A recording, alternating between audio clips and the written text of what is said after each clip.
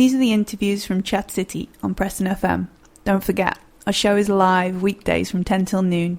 Tune in and become part of our family. Preston FM on this Tuesday morning. It's Chat City, and thank you for tuning in. Thanks for the messages coming in. Don't forget, it's studio@preston.fm, and we have our resident vet this morning round about 11:35, so you still could get a question in for Ian, our resident Chat City vet. Ian will be with me in the studio around about 11:35, and it's studio@preston.fm, so all those pet questions, studio@preston.fm, and we look forward to hearing from you. And right now in the studio, it's nice to welcome my next guest into the studio this morning, and it's lovely to welcome Peter Rankin, Councillor Peter Rankin, leader of Preston City Council, into the studio. Good morning, Peter. Nice to meet you again. Good morning, Hughie. And sadly, I mean, since we last met here in this studio, we've seen the passing of two men who very much have made the mark on society in many different ways. In the world of sports, Sir Tom Finney, and in politics, whatever the political persuasion of our listeners, the irreplaceable, some would say, Anthony Wedgwood Benn. In respect of Sir Tom, I understand you attended the civic funeral, and as you reflect on that day, what would your thoughts be now? I think it was a wonderful outpouring of affection from the people of Preston, and perhaps not just the people of Preston. I mean, people came from all over to line the streets. It wasn't just Prestonians, but primarily the people of Preston. I think the family were just so overcome by the affection, far greater than even they had imagined. And I think the second thing was everything went so well, because you always hope that something like that goes well, but inevitably something happens and something goes wrong, or somebody doesn't do what they're supposed to do. But it was perfect, even the weather. The rain stayed off. And I think Sir Tom had a wonderful send-off. He had a fantastic life. He gave so much of himself, of his talent, to football and to Preston. It was a very emotional send-off. But a great send-off, I think. Were you surprised by the numbers of people who actually turned out on the streets? Well, I think we had envisaged that there would be a lot coming to the Minster, so we'd arranged, you always, for health and safety reasons, you have to organise crash barriers and things like this. So we'd done all that, and we'd talked to the club and the family about the possibility of broadcasting the service to North End, to the stadium. And so we thought an awful lot of people would go to North End, which they did, but we really didn't think there'd be quite so many people in the city centre. I remember perhaps an hour beforehand thinking, well, there's hardly anybody here, and then there was just a huge influx then of people, and it wasn't just round the Minster. It was lining the routes. I've seen some of the photographs, and there were people standing on street corners, and it was just an amazing outpouring of affection, as I say. And I was also on the streets interviewing people outside the Minster, and what a lot of people were saying to me is they weren't necessarily football sports fans, but they wanted to come along because they thought he was such a nice man and an ambassador for Preston. And I'm sure there are sentiments that you would agree with. Oh, I would, yes, of course. It wasn't as if he... the fact that he always was in Preston, and he gave so much. Once he retired from football, he still took a very big part in the community. I mean, he was a magistrate, He was chair of the health authority as well. So he threw himself into giving everything to the community.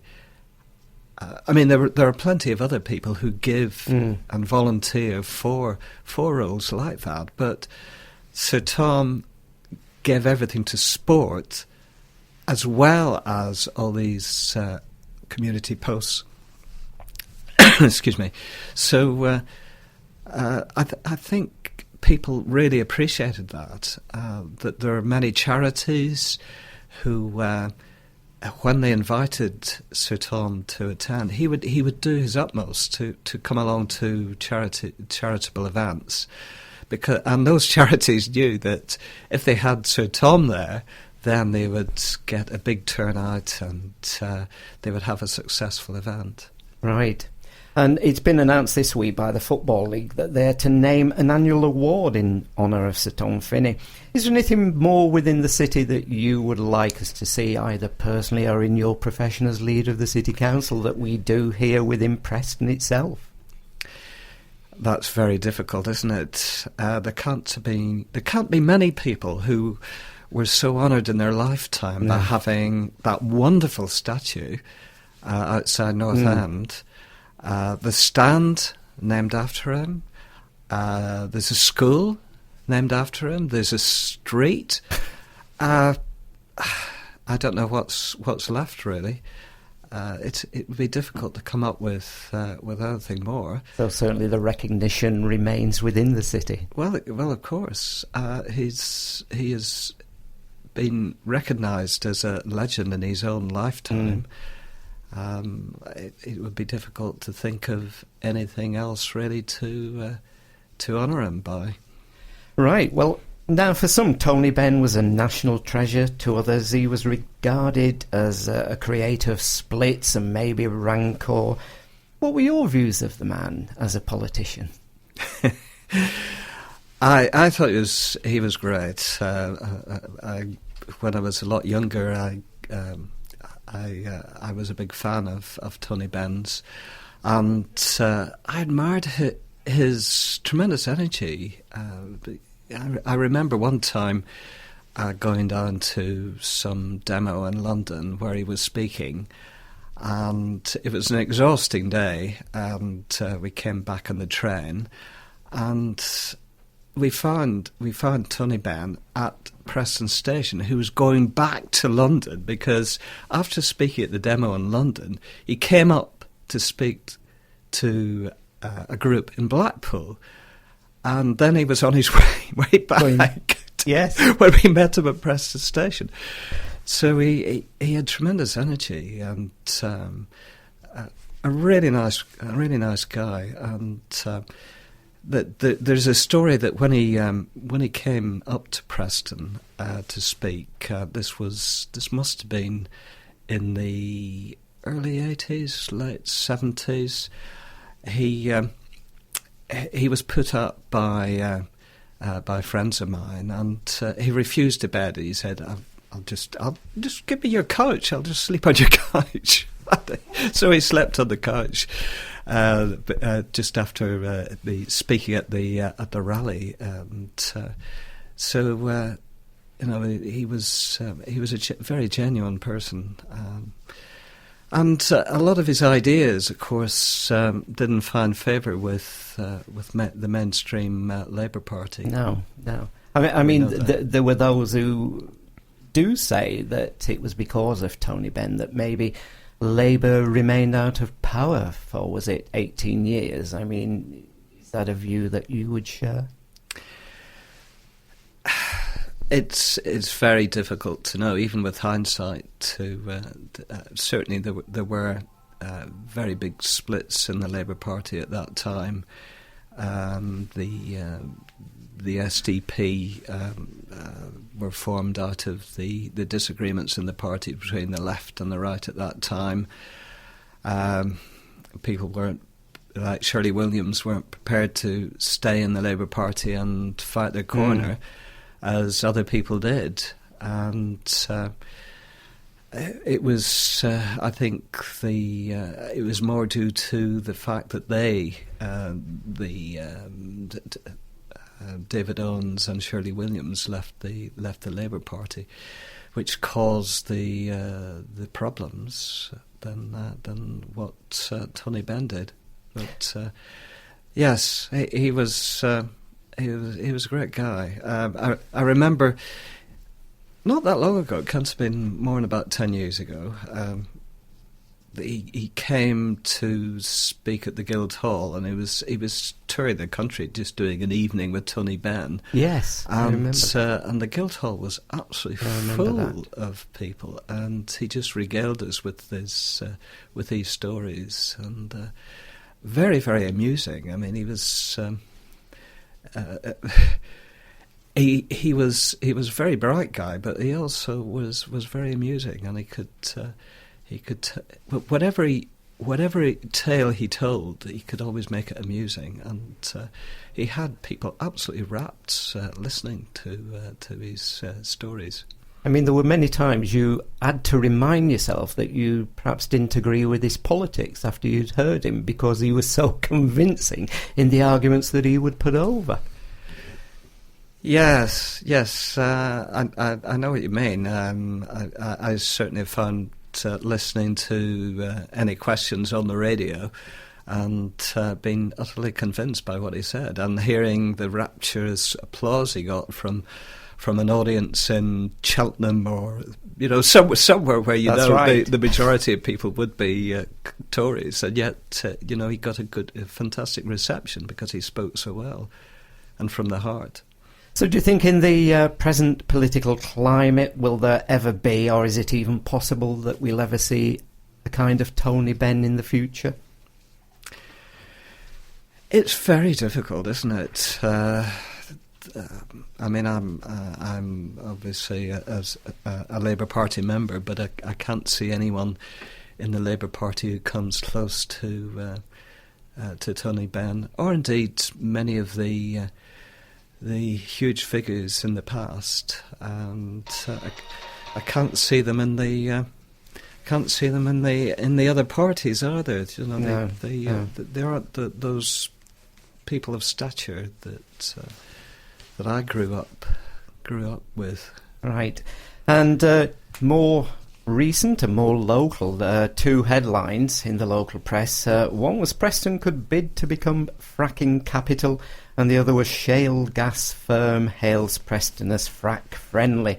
I understand that it's on the agenda for Preston, difficult to say, on Preston City Council Environmental Scrutiny Panel to debate. So, are we a free frack city here in Preston? Well, we have a environmental scrutiny panel, and they do a fantastic job, and that is one of the reports that's before them. I don't think they've quite concluded their report yet, but once they have done, then that does go to the Cabinet, and the Cabinet will have to decide what it thinks. Right. And time, as usual, has just passed too quickly, but I know we've got Charles Cully in the studio who does our sports reports, and I know Charles in particular is very interested in something close to his heart at the moment. So what is that, Charles? Referring to the snooker. Into the snooker? Yes. Well, is it a sport? Yes. Top quality sport on which millions and millions of pounds are these days thrown around to secure events, but it seems Preston's managed to secure the top quality event itself, as the Players' Championship Grand Final is coming to Preston at the end of the month, March 25th to the 29th. It was supposed to take place in Bangkok originally, I believe, Councillor, but we've managed to get it here. How has this happened? Yes, rather than Bangkok, they're coming here. I think I would perhaps want to go to Thailand rather than stay here in this very cold weather at the moment. There is civic unrest in Bangkok at the moment, and I think the decision was taken by the tournament organisers to look elsewhere, and because snooker used to come very regularly to Preston. They came to us and said, can you fit us in? And luckily we were able to do so. We juggled a few other events around and made space for them. And I was very pleased that we were able to do so. Was it specifically to Preston they came? Were we the first choice, or did they kind of cast the net around? I believe they came straight to us. Yeah. Well, interesting. And how much burden will the council and the city carry in running this event? Will we have to dedicate a large amount of manpower and money to it? Well, it's the opposite's the case, actually. I mean, the Guildhall will make some money out of this, out of the fact that the tournament's coming here, and it's a real boon to the city, because I think I'm sure local pubs will also make a bit of money from people coming to the Guildhall from all over to see the snooker. Oh, excellent. And people will be able to watch it on TV. I believe it's going to be on Eurosport, yes. So people won't be able to watch it on TV then? No, Eurosport is... I suppose Eurosport's one of the lesser channels that people have got. But it's still one that I have, actually, personally, so... Yeah. Yes, well, if you're into snooker and you've got your dish, then you'll be able to see it. Or you can come to the Guildhall, and I believe tickets are selling very well. Okay, and what do you think this means for the future snooker in Preston, getting more events? Well, I mean, we were the centre. We were a very popular centre for snooker some years ago. It proved to be very, very competitive, and we were competing with Bolton and Sheffield and lots of other centres. And it became very difficult to win to keep those tournaments that previously had come regularly to Preston. There's a very real possibility now of them coming to Preston on a regular basis. We'll have to see how it goes, but obviously if it goes very well, then I would imagine we've got a very good chance. Okay, thank you, Councillor.